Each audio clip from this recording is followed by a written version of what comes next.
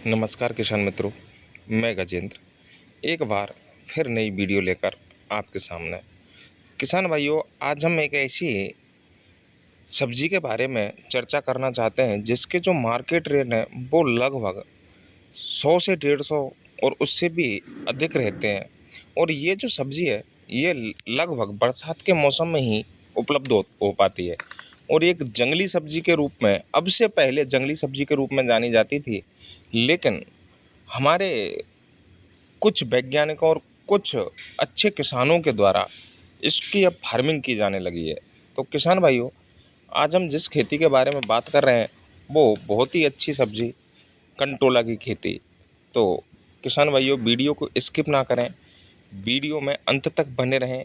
किस प्रकार से इसकी खेती की जाए, कब इसको लगाया जाए, कैसे तापमान की ज़रूरत होती है, किस प्रकार की भूमि में ये अच्छी तरह से हमें उत्पादन देगा, सिंचाई व्यवस्था, खाद व्यवस्था, ये सभी चीज़ों पर आज चर्चा की जाएगी। तो किसान भाइयों, सबसे पहले बात करते हैं कि ये जो सब्जी है इसको कंटोला, करटुल, खेकसा हमारे भारत में अन्य अन्य राज्यों में अन्य अन्य नामों से जाना जाता है।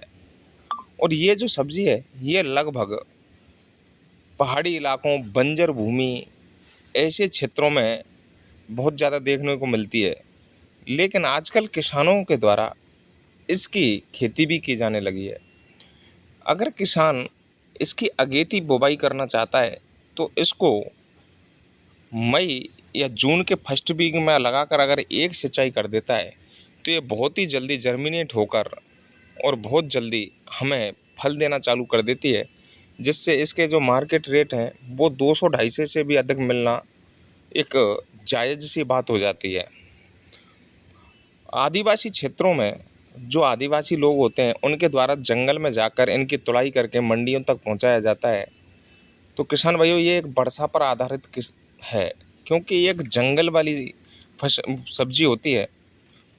तो अगर किसान इसकी फार्मिंग करेगा तो वो अपने स्तर पर इसको बहुत ही जल्दी तैयार करके और बहुत ही जल्द मार्केट में ला सकता है। किसान अगर इसकी 1 एकड़ बुवाई करता है तो किसान भाइयों आराम से 2.5 से 3 लाख रुपए की आमदनी 3 से 4 महीने में कर सकता है। अब बात करते हैं बीज। किसान भाइयों, इसके बीज ना बोकर अगर इसके कंदों को लगाया जाए तो बहुत ही अच्छा रिजल्ट मिलता है, क्योंकि जो कंद होते हैं उनमें नर और मादा जो पौधे होते हैं उनको आराम से ग्रेडिंग की जा सकती है। 10% रेशियो लगाना बहुत ही आवश्यक होता है। 10% नर जो पौधे होते हैं उनको लगाना बहुत ही ज़रूरी होता है। तो किसान साथियों, अब भूमि की बात की जाए तो ये लगभग सभी प्रकार की मिट्टियों में आसानी से जर्मिनेट होकर हमें बहुत ही अच्छा उत्पादन देता है।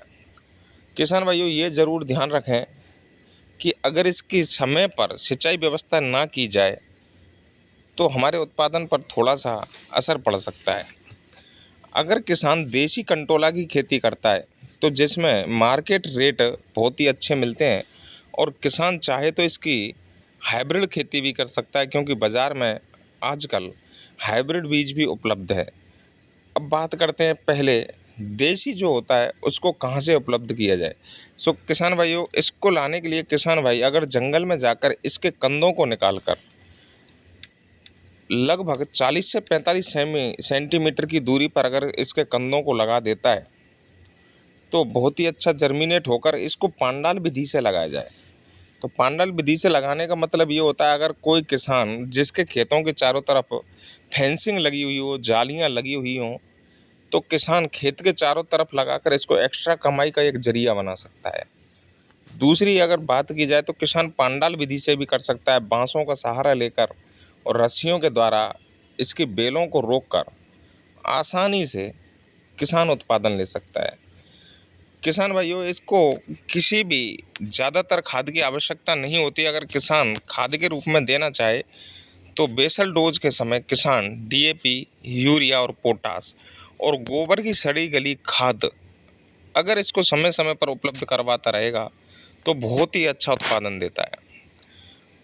इसमें बहुत ज़्यादा रोग एवं व्याधियाँ नहीं आती। कभी कभार फल मक्खी का अटैक ज़रूर होता है, तो उससे को रोकने के लिए किसान भाइयों कोई भी इंसेक्टिसाइड, एक नॉर्मली इंसेक्टिसाइड का छिड़काव कर सकता है, जिससे जो हमारे फल हैं उनको कोई भी इंसेक्ट किसी भी प्रकार की क्षति ना पहुंचाए।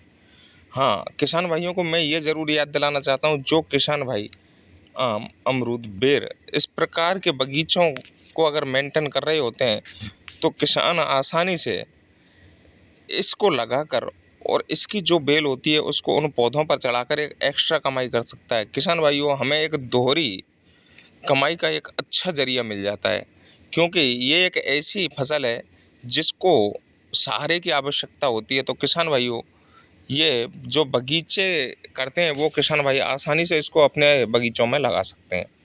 दूसरा, इसके बाद जब बारिश कम हो रही होती है तो उस समय इसके लिए लगभग 10 से 15 दिन के अंतराल पर पानी की आवश्यकता होती है। तो किसान भाई समय समय पर अगर किसान पानी देता रहेगा तो बेहतर उत्पादन दे सकता है। और कुछ महिलाएं, हमने देखा है कि इसको अपने किचन गार्डनिंग में भी शामिल कर लिया है, गमलों में लगाकर अपने घर खर्चे के लिए आसानी से उपलब्ध करवा सकते हैं।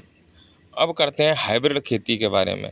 तो किसान भाइयों, कंटोला की हाइब्रिड खेती करने के लिए सबसे पहले हमारे किसान भाइयों को अच्छे एवं स्वस्थ कंदों का चयन करना है। अगर किसान कंद का चयन नहीं करता है तो बीजों के द्वारा भी इसको आसानी से उगा सकता है, क्योंकि आजकल बाज़ार में कंटोला के हाइब्रिड बीज उपलब्ध हैं। अब किस्मों की बात की जाए तो इसकी दो ही किस्में हैं जो बहुत ही बेहतर उत्पादन देती हैं। अर्का भारत और आवरण बहुत ही अच्छा उत्पादन देने वाली ये दो किस्में हैं। किसान भाइयों, इन किस्मों को लगाकर किसान बहुत ही अच्छा मुनाफा ले सकता है। किसान भाइयों, जब हम इन किस्मों का सिलेक्शन कर लेते हैं तो लगाने से पहले ये ज़रूर ध्यान रखें कि इन वैरायटियों को लगाने के लिए किसान भाइयों को पांडाल विधि का 100% चयन करना चाहिए, या फिर बेलों को किसी भी चीज़ का सहारा देकर ज़मीन से ऊंचाई पर रखें। किसान भाइयों, अगर किसान इनको ऊंचाई पर रखेगा कि बेहतर उत्पादन दे पाती हैं।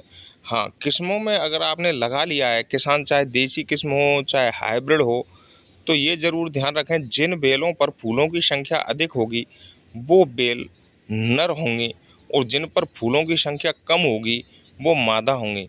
तो किसान भाइयों, अगर अगर आपके फील्ड में जो मादा फूल हैं वो झड़ रहे हैं तो उनको बचाने के लिए किसान नर फूलों को तोड़कर अगर मादा फूलों के ऊपर रगड़ देता है तो बहुत ही जल्द हमारी जो ककोड़ा की खेती है वो बहुत जल्द चालू हो जाती है, जिससे हमें बहुत ही जल्द एक इनकम मिलने का तरीका मिल जाता है।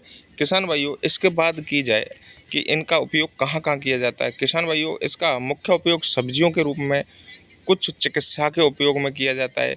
किसान भाइयों, इसके जो कंद होते हैं उनको आयुर्वेद में बहुत ही ज़्यादा काम में लिया जाता है।